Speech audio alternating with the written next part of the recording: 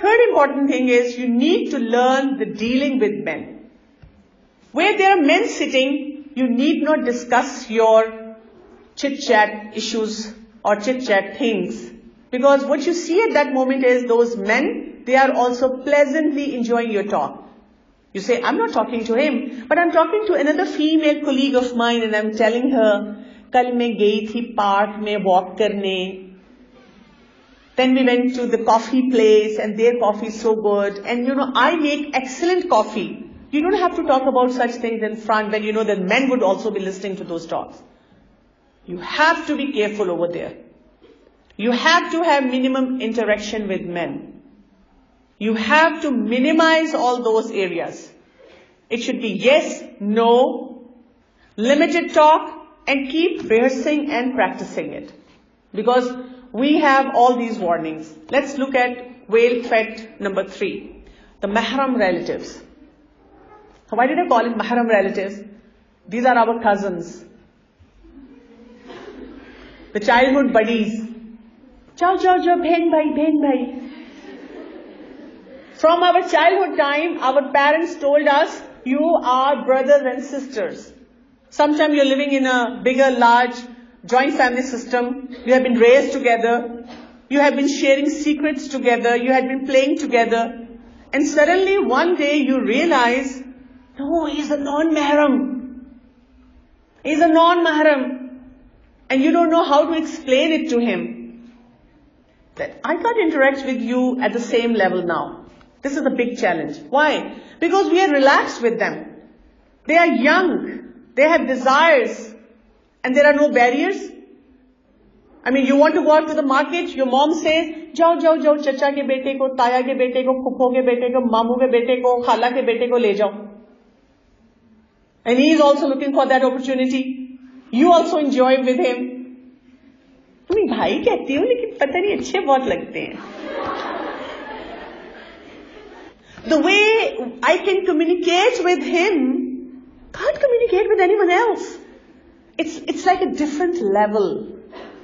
I can't explain it. I can explain it to you. I can tell you what's happening. Where the mess is. What are the dangers in this? Sexual abuse. This is one of the danger. Apart from having affairs and ultimately deciding one of them gets serious and they want to marry. And then your parents have another plan for you. But the danger is sexual abuse. He might be abusing you and you can't even utter a word. You can't say this about him. Even your parents, your own parents are going to hush you up. You say, तुम्हारे भाई की तरह है, तुम कैसी बातें कर रही हो? Incest. What is incest? When you have illegal relationship, physical relationship with a mahram. So I'm not over here talking about just the cousin, even your own brother. You are not safeguarding yourself in front of him. You're exposing yourself to him. The way you're sitting with him, even your mamu, even your chacha, taya. These are the mahram relatives around. And we see fitnas. As a doctor, I can tell you, I have seen pregnancy with mamu. I have seen pregnancy with father-in-law. And I have seen pregnancy with the brother. Why? Because when we cross those limits which have been given to us by Allah subhanahu wa ta'ala, we do have problems. You need to know the limitation with your mahrams. Looking at their interest. If you have a mahram relative who is into movies, into fashion, he is on the dance floor on every wedding. He enjoys cracking jokes, talking to you about everything. You have to be very careful in your dress, in your talk, in your actions, everything that you do around that person. Otherwise, you are taking yourself towards that path. Taqrabu zina. You're going near zina. You are taking that path. If not him, there is going to be another person. If you look at the people who are abused, the figures are alarming world over. They say every one person in 3 or 4 have been abused. Why? Because you are not taking care of all the protections that are given to you. Sometimes when I go to certain weddings, And I look at the mixed culture over there. The girls, they are dressed up to kill. The guys, they are also in that very joyous kind of a mood. And they are trying to have the best of the time. And with all this scenario, what is expected when your hormones, your emotions, everything on the high, you're happy, you want to have good time, and when there are people around you who are lowering or suppressing your self-esteem, somebody comes up either through the gaze or the action or the message or somehow gives you this indication, you are wow. You are a superwoman. I like you. And you notice this person following you all around. So you have dil mein kuch hota hai. Your heart, it derails you. It takes you into a totally different direction. How do you safeguard yourself in those areas? And then I compare it with a wedding, which is an Islamic wedding. Females all dressed up, enjoying in a halal manner, totally segregated, totally away from men. And the men, they're in totally different area. You don't even get to see anyone. The fitna is not there. You have safeguarded yourself from that fitna. So we are exposing ourselves to all these fitnas. The temptations are there without any fears. This is a big danger. Because if you're sitting, if there is a man who just walks in, everyone is going to be on alert. Your parents, your brothers, sisters, other people around you would tell you, go in your room. But when you're sitting with someone in your family, it's your cousin, there are other relatives around, men, nobody's bothered. They're like तुम्हारे अब्बा के दोस्त, even अब्बा के दोस्त भी उसमें आ जाते हैं. And those uncles, the chummy uncles, they will tell you, तुम छोटी सी थी, मैं तुम्हें उठा के लेके जाता था market. Let's go even now. Seriously feel like slapping those uncles. And sometimes the parents are also sleeping. They can't even see the kind of gestures they are making. So what's the solution? You need to have overall careful attitude. Careful attitude. How do you have a careful attitude? You can't go up and tell them, today we had a seminar and I now understand the standard of modesty and astaghfirullah, get lost. They'll tell you are not going to that seminar anymore. What are you talking about? And they'll try to convince you their way. You know what do?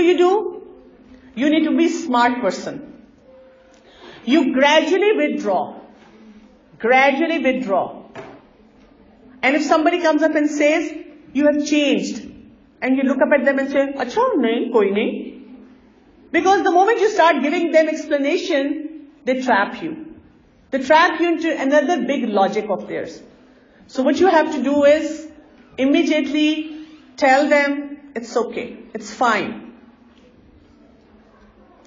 I want to now stick to girls. I feel more comfortable with girls. And when there are men around, then you have to be taking extra care. You need to have clarity about your hijab limitations. And hijab limitation being your dress code, where you look, how you talk, what you discuss. And you have to prepare yourself for that. Okay, over the weekend, so-and-so relatives are coming up. The guys are also going to be sitting. This cousin was my childhood buddy. He's going to come up and talk to me. How will I safeguard myself? What am I going to talk about? How will I deal with all this situation in a smart manner? And your inner alarm system should start buzzing the moment you see even one word, one gesture, and you immediately withdraw from that person.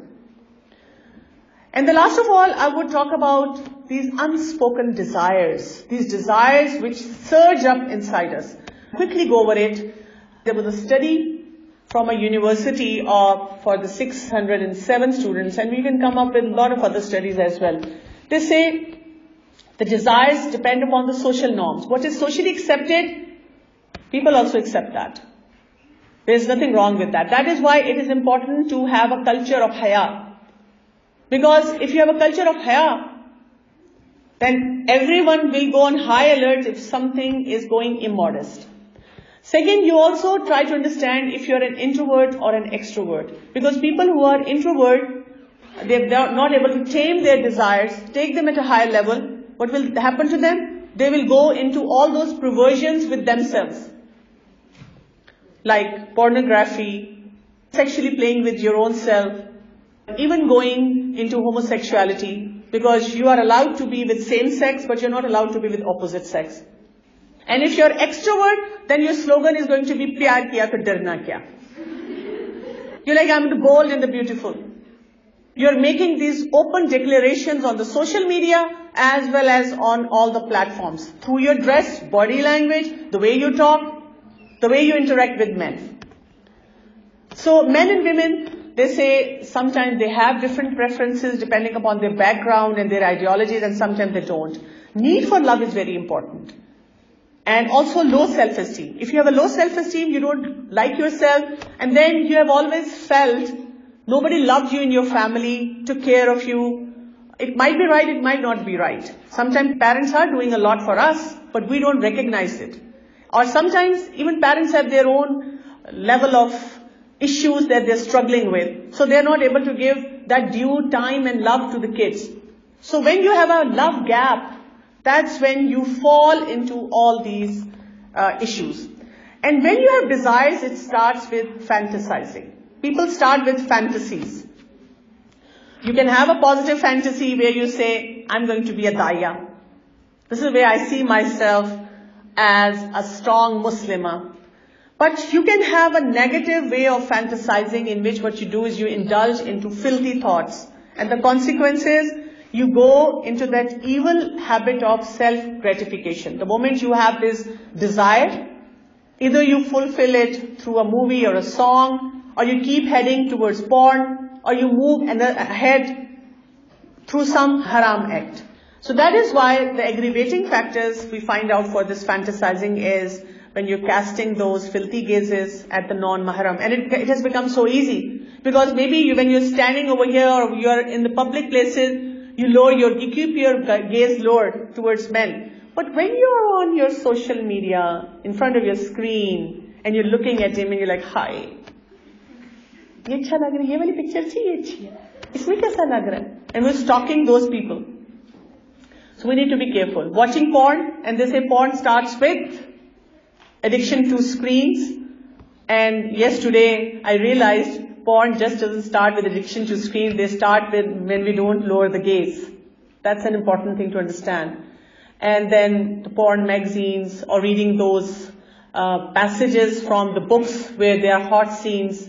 The second step comes up. We start watching and doing haram in ourselves. How do we get over it? We have already talked about it. You lower your gaze. You do not spend too much time on internet. And alhamdulillah, when we're living in times of fitna, we also are living in the time where there are so many apps and options where we apply self-blocks on different social activities that we do.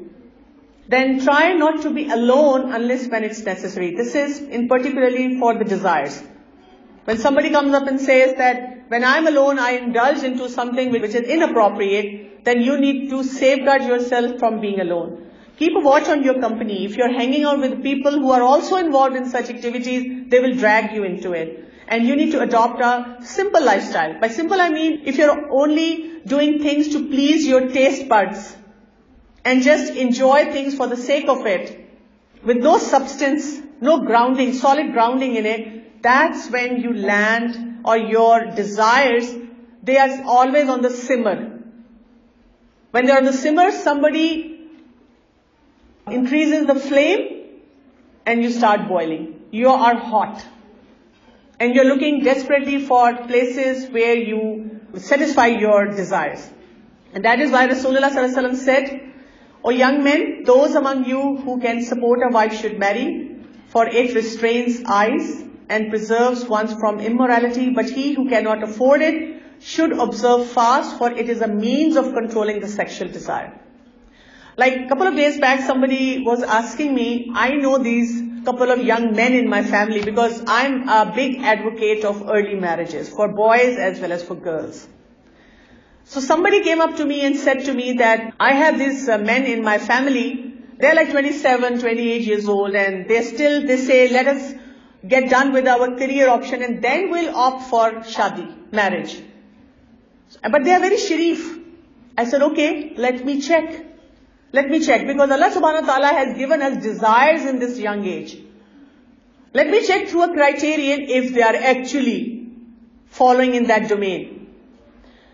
Can you ask them that when they are studying and working with females, what do they do about their desires? Where is their gaze? Do they look down?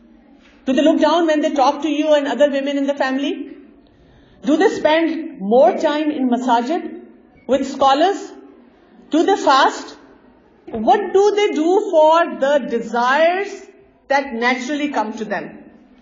The moment you are young, or I would say you come in that marriageable age, you start liking that opposite sex. You develop this feeling for romance. It has got nothing to do with sharafat. That somebody who looks very sharif doesn't have any feelings. Everyone has these feelings. So I laid that question to her. Give me an answer for this thing. If he doesn't have a girlfriend, he's not watching movies, he's not romancing with anyone, he's not even fasting, he's not even looking down, what is he doing? How does he guard his chastity? Have you seen him keep those fasts, the monthly fast, and even otherwise? She said, no. I said, then how can he guard it?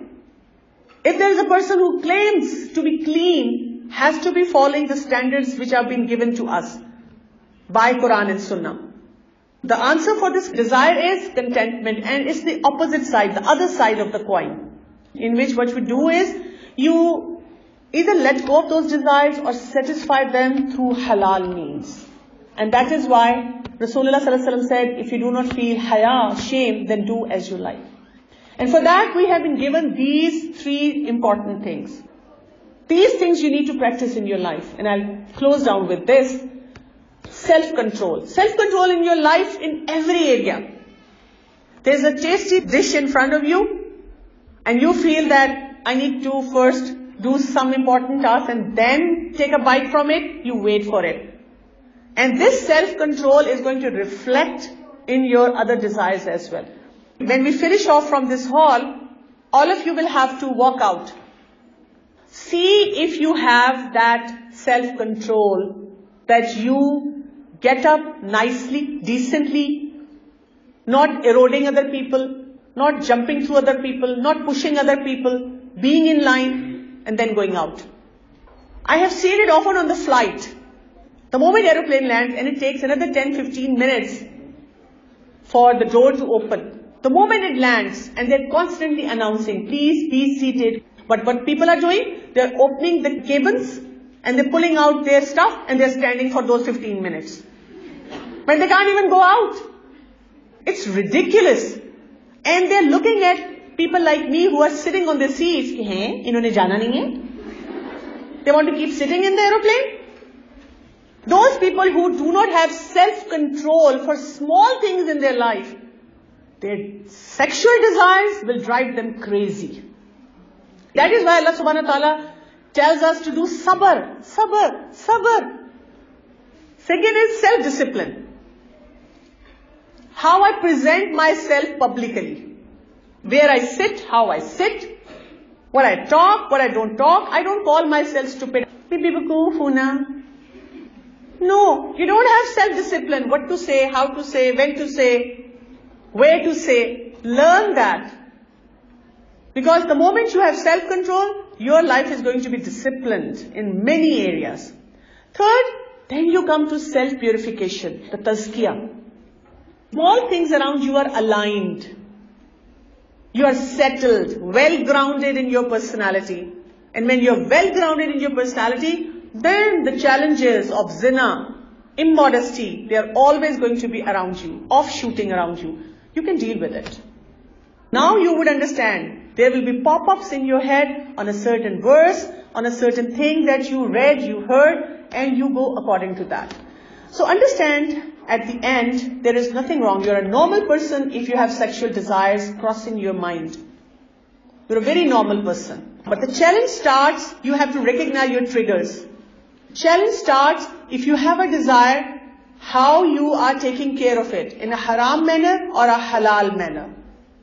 When you are interacting with men, how do you interact with them? Then, if you have hobbies, healthy hobbies, where is your willpower? How you distract yourself from wrong activities, and what kind of company you're sticking to. And I'll end off with this hadith in which Rasulullah ﷺ said, whoever can guarantee what is between his two jawbones and what is between his two legs, I guarantee him Jannah. Two jaws. What we talk about, how we talk, and then two legs. How we take care of our sexual desires. That is like the epitome of Haya. You started working on your daily rituals, your dealings, your everything, and you have become that dynamic person that Islam wants us to be. You don't become a person who cannot take a stand for yourself in any environment. And that's where we give those examples of sahabiyat being in the battlefield, sahabiyat being in business, sahabiyat working in different areas, going to Rasulullah sallallahu alaihi wasallam, taking a stand for themselves. That's when the personality comes in. It doesn't come by ripping off your clothes, talking dirty, and having mismanaged emotions. So Jazakallah khairan, and may Allah help us safeguard our chastity and modesty and haya. Subhanakallahumma wa bihamdika ashhadu an la ilaha illa anta astaghfiruka wa atubu ilayk. Assalamu alaikum wa rahmatullahi wa barakatuh.